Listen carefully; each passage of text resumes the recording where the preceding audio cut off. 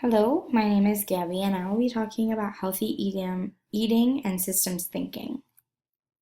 So, healthy eating and sustainability.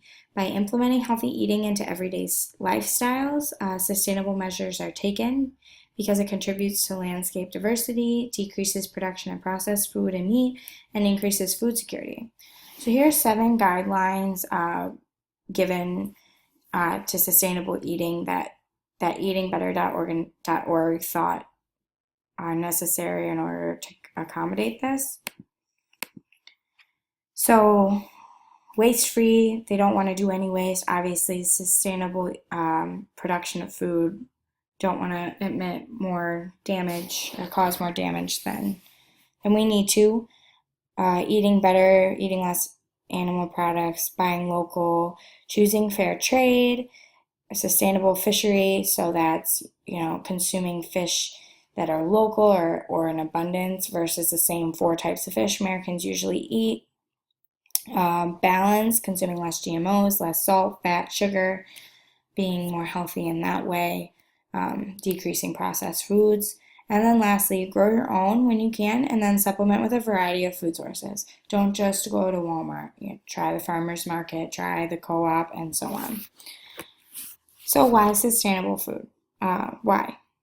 With an increased population, it's vital that alternative food production methods are implemented. Currently, we don't have a sustainable food production system. We have billions of people on the planet. Many are, a good percentage of them are hungry.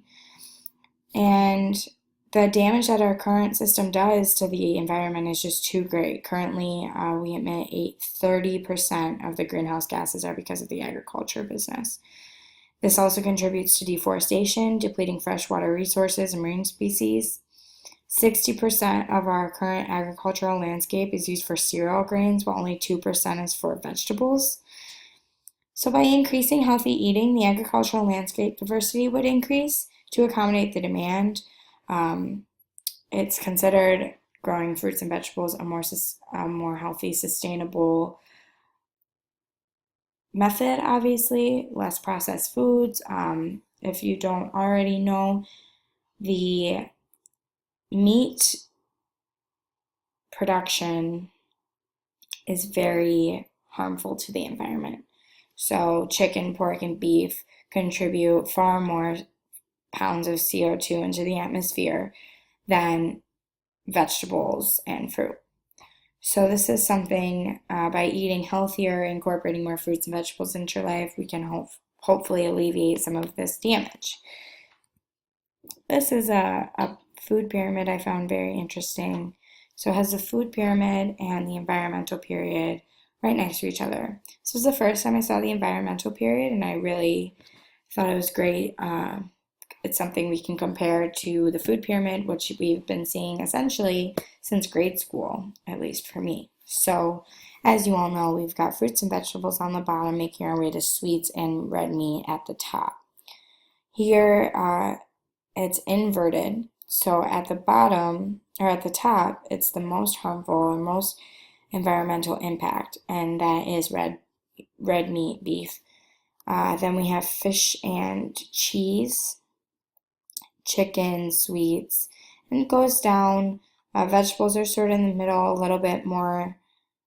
Bread has a little bit less environmental impact, I assume, than fruit, but still just really great visualization, I think, for people to see, to really get an understanding of how the food we eat impacts the environment and at what degree.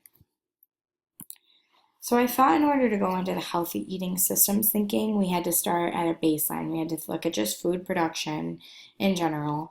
Healthy food production is kind of more specific. So I broke down what goes into food production. So I have government, business, natural resources, and consumers. They all contribute to food production and the system of it. I will, in a few slides, go into detail what I mean by all of these different categories.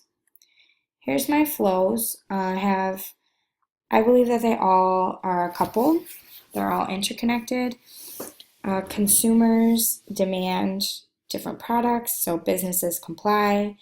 And then, as we learned in Unit 1, business has a huge impact on the government, unfortunately, at times. So I think that that's a really important relationship people don't necessarily think about. Uh, and then, inversely, if the government has a regulation, businesses have to comply with that regulation, and obviously consumers comply with the regulation, and consumers sometimes, eat up, no pun intended, what the businesses put out, what the businesses produce. For natural resources, I have it affecting all things. Also, so obviously, if there's a huge drought or flooding, tornado, lack of space, so on, it's going to affect consumers, businesses, and government.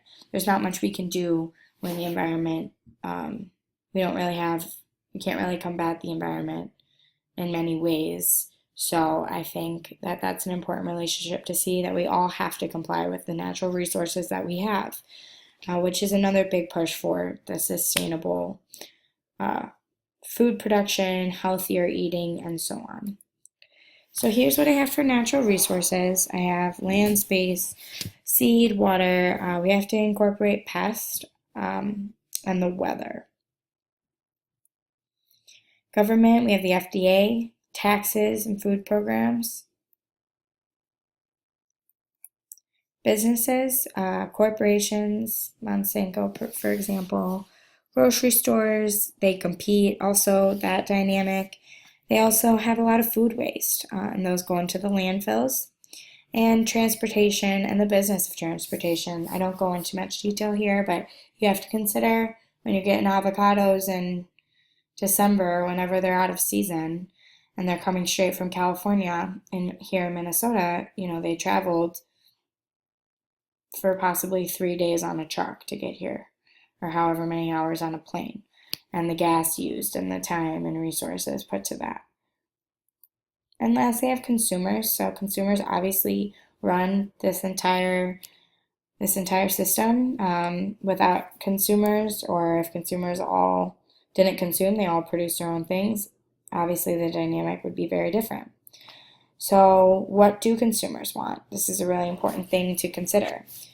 Currently, we have year-round supply of all produce. This has caused the use of pesticides that have made this, have allowed this demand to sustain this use of pesticides.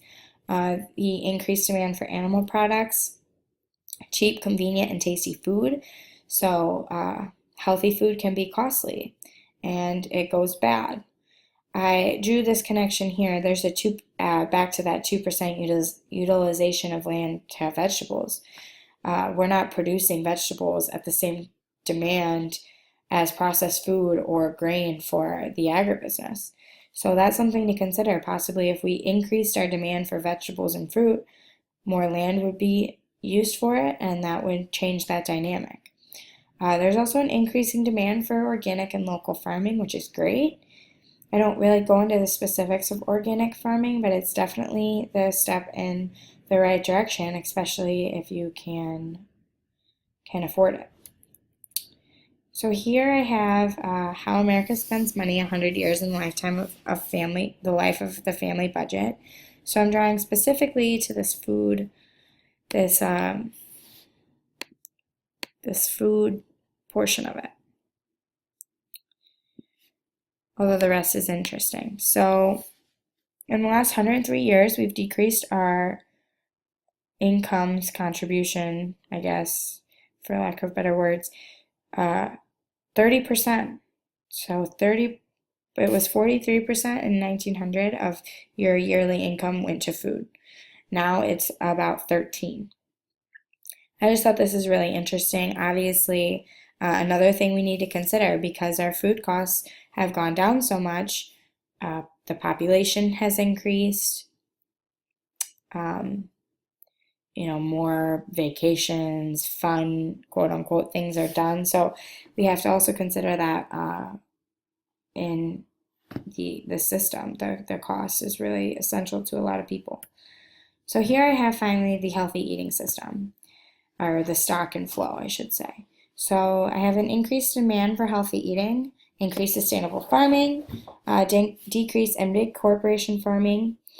This causes the outflow, increased supply, positive effect on the environment, increased food security, decreased waste, increased diversity landscape, decreased greenhouse gases, increased health of the population, and possible increase in the cost. Obviously, there's a couple more things not listed. This healthy eating would probably result in more seasonal eating and hopefully use of less pesticides, which impacts our overall health. So here I have this system. So in my opinion, the consumers and the government are really the levers of the entire thing. If the consumers demand, they obviously have a huge impact on what they're demanding. That's what will be produced. It's basic supply and demand. And also the government. If the government says this is how things have to be, these are the regulations you have to abide by, then that's the way it works. So I believe those two of the four components are definitely the levers. So here I have consumers demand healthier foods, businesses comply, excuse me, local farmers benefit, less pesticides are used. Government food programs, grants, FDA regulations are all affected by this. And the natural resources are used to produce healthier foods. So the land is used in this way, increases in health, and so on. Hopefully decreasing the impact on the environment and contributing less to climate change. Some sinks. Oh, also this is, I believe, an interconnected. I believe they are coupled all together. I think they all affect each other in measurable ways. Some sinks, obviously food waste, fertilizer costs, seed costs, pesticide costs, location and space costs, the cost for workers, transportation costs, are all sinks. Food waste, maybe not necessarily a cost, although I'm sure garbage removal and whatnot does cost money, but that's a cost on the environment, without a doubt. As well as pesticides. They have a cost on the environment, on air quality, pollution, and whatnot, as well as transportation costs. So lastly, I have ways to increase sustainable eating. This is directly from this Harvard website that they're finding. So examine your personal food choices. Eat less red meat. Practice mindful eating and choose a food guide that enhances both personal and planetary health. So here you can pause. This is just how we can be better in just little ways, like increasing our mindfulness of what we're doing, what we're eating, the journey that that avocado went through, and the impact it had on the environment. Here are my sources, and I hope you enjoyed my presentation on sustainable/healthy food eating, and you understood my systems review. Thank you.